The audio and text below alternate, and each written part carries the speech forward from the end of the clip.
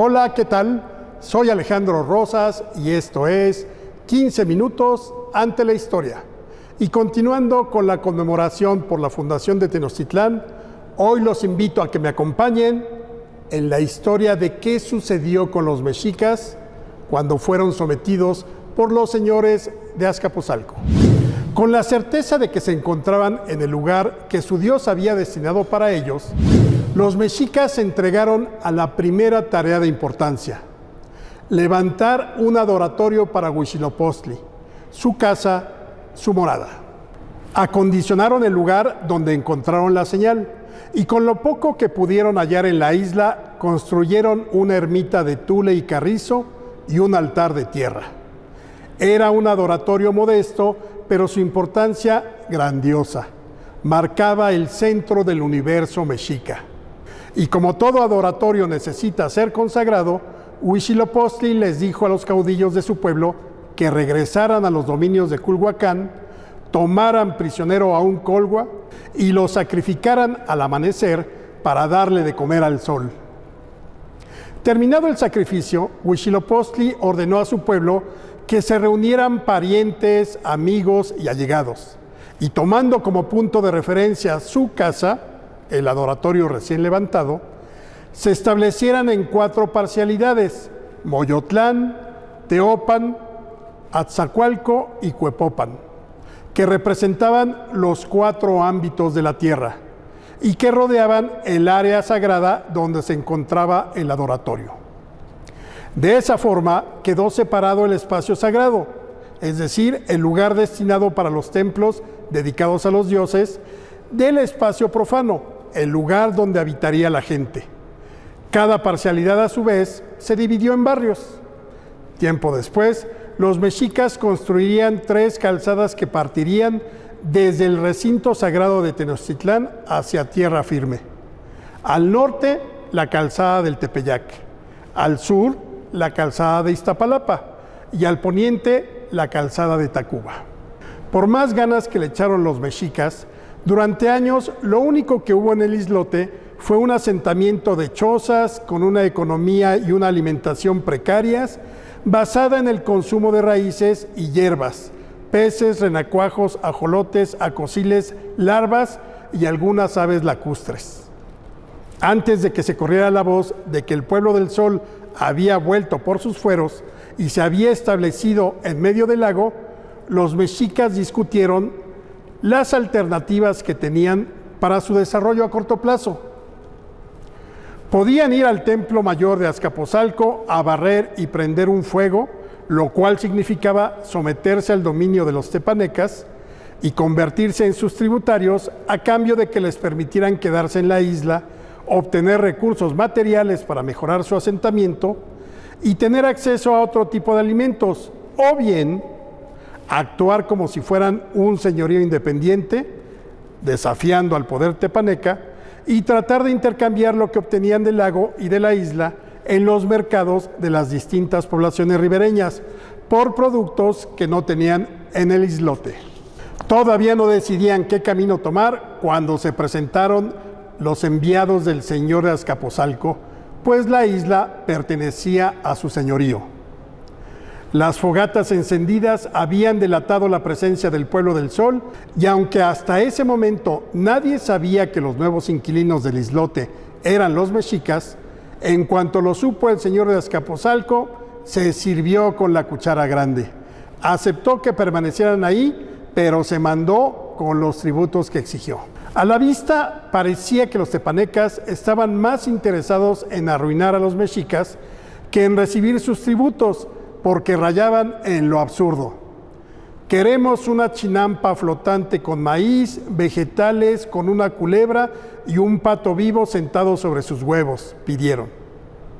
Acostumbrados a los caprichos de los gobernantes de la cuenca, a los que habían servido en distintos momentos, los mexicas cumplieron con creces y sin otra alternativa, ataron su destino al señorío de Azcapotzalco por más de un siglo. En las décadas inmediatas a la fundación de Tenochtitlán, los mexicas fueron un pueblo sometido y pobre. Por entonces, su mayor éxito fue consolidar su asentamiento en la isla, Ya ningún pueblo ni señorío intentó expulsarlos y dominar el sistema de chinampas que favoreció el desarrollo de la agricultura dentro del islote. Las chinampas eran islas artificiales creadas con ramas, troncos y material orgánico en las que podían sembrarse hortalizas, verduras y otros productos que mejoraron la alimentación mexica y les permitió extender su oferta de productos para intercambiar con los pueblos ribereños. Gracias a la tierra flotante, los mexicas también extendieron la superficie de la isla. Aún así, la ciudad crecía con una lentitud irritante, debido a que los tepanecas limitaban los recursos materiales de los que podían disponer los mexicas para evitar que aumentaran su poder y consolidaran su posición política en la cuenca. A pesar de que la fundación de la ciudad había unido al pueblo de Huitzilopochtli y la gente parecía conforme con los designios de su dios, en 1337 un grupo mexica abandonó Tenochtitlán y fundó su propio asentamiento al norte de la isla, una ciudad gemela en el lugar del montículo redondo de arena, mejor conocido como Tlatelolco. Los mexicas que se marcharon no fueron despedidos con pañuelos blancos y la separación no significó que unos y otros se hubieran liberado del yugo tepaneca. Ambas ciudades continuaron compartiendo el mismo destino y se desarrollaron simultáneamente. Tenochtitlán se convertiría en el centro político y religioso y Tlatelolco en el centro comercial más importante de la cuenca, lo cual propició una abierta y creciente rivalidad entre vecinos, pero aprendieron a coexistir. El rencor de los señores de Tenochtitlán era tan grande como su paciencia, y esperaron más de un siglo para cobrarse la afrenta de la separación. En 1473, los mexicas se lanzaron a la conquista de Tlatelolco y la sometieron. Todo comienzo es difícil y la fundación de Tenochtitlán no significó que, por obra y gracia de Huitzilopochtli y de la noche a la mañana, la ciudad fuera considerada un señorío. Los mexicas tendrían que ganarse su lugar y el reconocimiento de los otros señoríos si antes no eran destruidos. En los años inmediatos a la fundación, Tenoch, uno de los sacerdotes que guió a los mexicas en la última etapa de la peregrinación, se hizo cargo del gobierno y sentó las bases que le permitieron al pueblo del Sol organizarse de una manera adecuada para afrontar el futuro. En 1351, Tenoch presidió la primera ceremonia del Fuego Nuevo realizada en el islote. Dentro de la cosmovisión mexica, cada 52 años concluía un ciclo de vida. Como era el fin de un periodo, los mexicas desechaban las imágenes de sus dioses, los utensilios de sus hogares y apagaban el fuego de las casas y de los templos.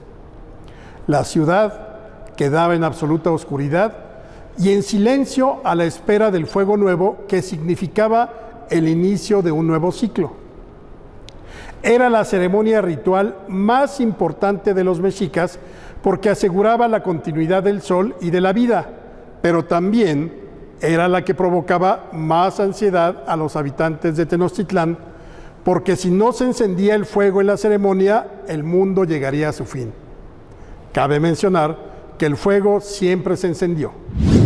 Tenoch tendió puentes con otros pueblos, pues era necesario establecer un linaje lo suficientemente sólido para los futuros gobernantes. En esas andaba cuando lo sorprendió la muerte en el año de 1363. Su fallecimiento marcó una nueva etapa. Había llegado el tiempo de los tlatoanis de Tenochtitlán. Soy Alejandro Rosas y esto fue 15 minutos ante la historia. Los espero en nuestro próximo episodio.